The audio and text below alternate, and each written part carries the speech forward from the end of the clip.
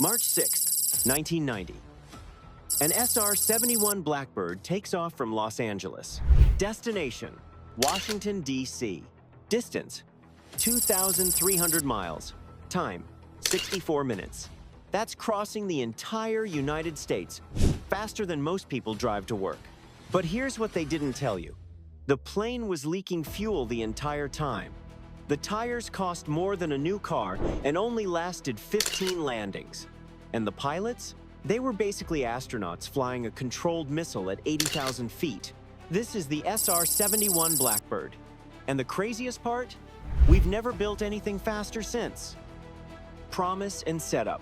For over 30 years, the SR-71 was America's ultimate spy plane. It flew faster than Mach 3, that's over 2,200 miles per hour. It cruised at altitudes where pilots could see the curvature of the Earth. And in its entire operational history, despite being shot at over 1,000 times, not a single SR-71 was ever brought down. In the next 9 minutes, I'm going to show you why this plane is so insane that even today, 50 years after its first flight, we still haven't matched it.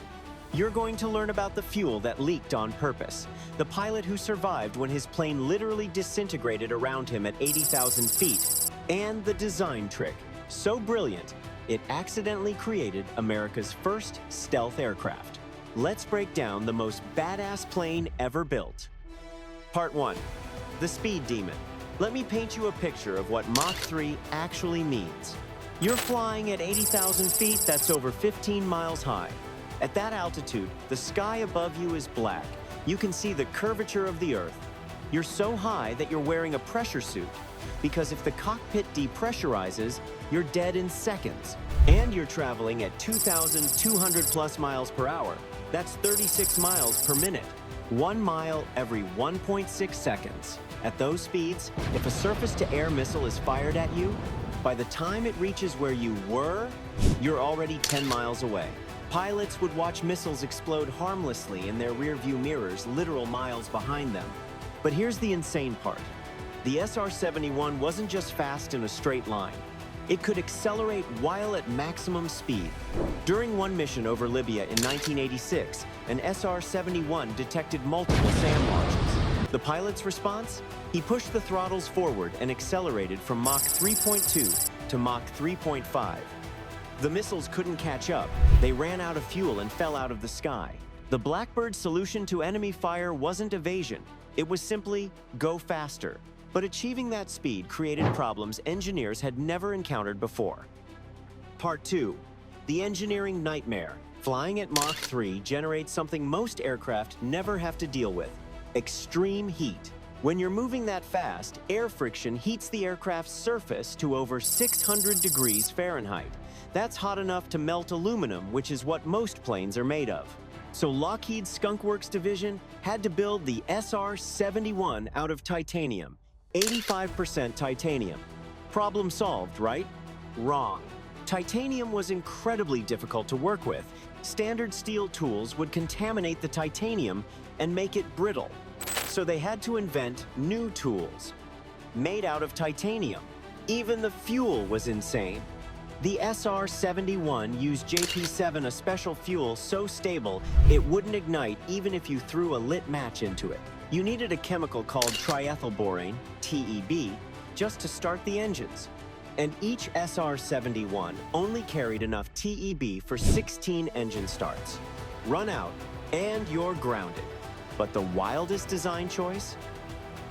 The plane leaked fuel on purpose. Here's why. At cruising speed and temperature, the titanium skin expanded from the heat. The fuel tanks were designed with gaps to allow for this expansion. But on the ground, those gaps meant the plane literally dripped JP7 fuel onto the runway. So the SR-71 would take off, immediately refuel midair from a tanker, then go supersonic once the tanks were sealed by thermal expansion. And those tires?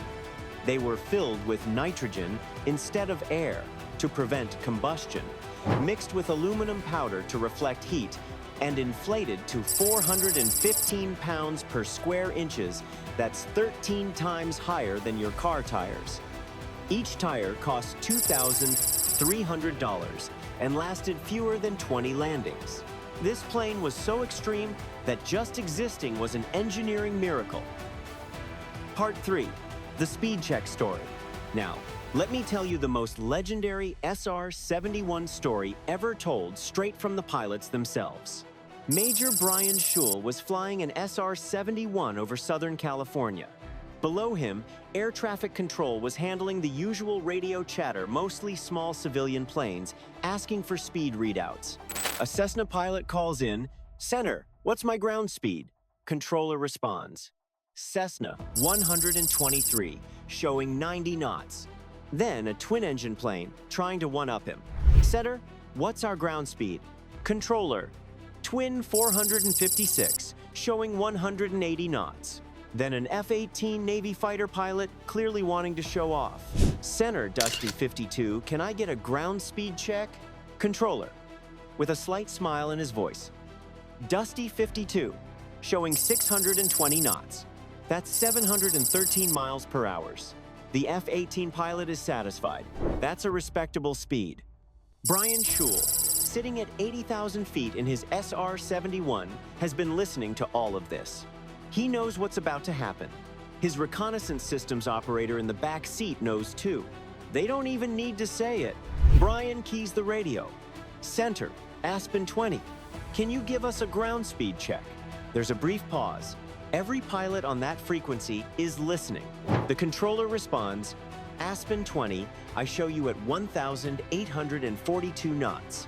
That's 2,120 miles per hour. Before Brian can even respond, his backseater keys the mic and says, "Ah, Center, much thanks. We're showing a little closer to 1,900 on our end." Radio silence. Complete and total radio silence. No one said another word on that frequency for the rest of the day. That's the SR-71. It didn't just fly fast, it made every other aircraft on Earth feel slow. Part 4, the pilot who fell from space. January 25th, 1966. Test pilot Bill Weaver and flight engineer Jim Zweier are flying an SR-71 at 78,000 feet, doing Mach 3.2.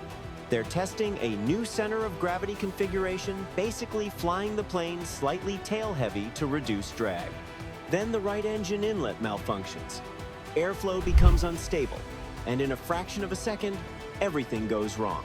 The aircraft enters what's called an unstart, where supersonic shockwaves destabilize the airflow into the engine. The plane violently yaws to one side. Bill tries to recover, but at Mach 3, there's no recovery. The G-forces are so extreme that Bill can't reach the ejection handle. He's pinned to his seat, helpless. And then the SR-71 simply disintegrates. The plane doesn't explode. It doesn't break apart. At those speeds, the aerodynamic forces literally rip it into pieces. The wings snap off. The fuselage shreds. Everything just comes apart. Bill Weaver blacks out. When he regains consciousness, he's in freefall at 70,000 feet. No plane, no cockpit, just him, still strapped to his ejection seat, falling through the sky. His parachute automatically deploys. He lands in the New Mexico desert with a dislocated shoulder and some bruising. Jim Zweier, his flight engineer, doesn't survive. His parachute never opens. Bill Weaver is the only person in history to survive an SR-71 breakup at Mach 3+. When investigators asked how he survived, he had no explanation. The forces involved should have killed him instantly. But somehow, the seat's automatic ejection system activated as the plane disintegrated, and he fell from the edge of space and lived. Part 5, the legacy. The SR-71 flew its last operational mission in 1990. The Air Force decided that satellites and drones could do the job cheaper and safer. But here's the thing. We've never replaced it. Satellites can't respond to real-time intelligence needs. Drones are too slow and vulnerable. The U-2, which the SR-71 was supposed to replace in the 1960s, it's still flying today because we have nothing better. There have been rumors of a successor, the SR-72, nicknamed Son of Blackbird. Supposedly, it'll fly at Mach 6 using scramjet engines, but as of today, it doesn't exist. Meanwhile, the SR-71's speed record stands unbroken. In 1976, it officially hit 2,193 miles per hour and 85,069 feet altitude. Those are still the records for air-breathing manned aircraft. 32 Steradian 71 seconds were built. 12 crashed during testing and operations. The survivors are scattered across museums: the Smithsonian, the Air Force Museum in Dayton, the Intrepid in New York. But here's what blows my mind. This plane first flew in 1964. That's over 60 years ago. They designed it with slide rules and wind tunnels, no computer simulations, no CAD software, just brilliant engineers solving impossible problems. And we still haven't built anything faster. Part 6. The Secret Stealth. One last secret. The SR-71 was accidentally America's first stealth aircraft. The titanium skin, the black radar-absorbent paint, and the aircraft's chines, those sharp edges along the fuselage, all reduced its radar signature. It wasn't designed to be stealthy. Those features existed to handle speed and heat. But Lockheed engineers realized they'd stumbled onto something. The lessons learned from the SR-71's accidental low observable characteristics directly led to the F-117 Nighthawk, the first true stealth fighter. So not only was the SR-71 the fastest plane ever built, it also paved the way for stealth technology. Not bad for a spy plane that leaked fuel and cost $200,000 per flight hour. Conclusion. So here's what you need to remember. The SR-71 could fly from Los Angeles to D.C. in 64 minutes. It was never shot down despite being fired at over 1,000 times. It leaked fuel on purpose. And we built it in 1964 with technology that seems primitive today. 60 years later, it's still the fastest jet ever made. If you want to see more breakdowns of insane military engineering, hit that subscribe button. Next up, the submarine crash that created a tsunami and almost started World War III. Drop a comment. What plane should I cover next? The U-2, the F-117, the A-10 Warthog, and remember, speed is life.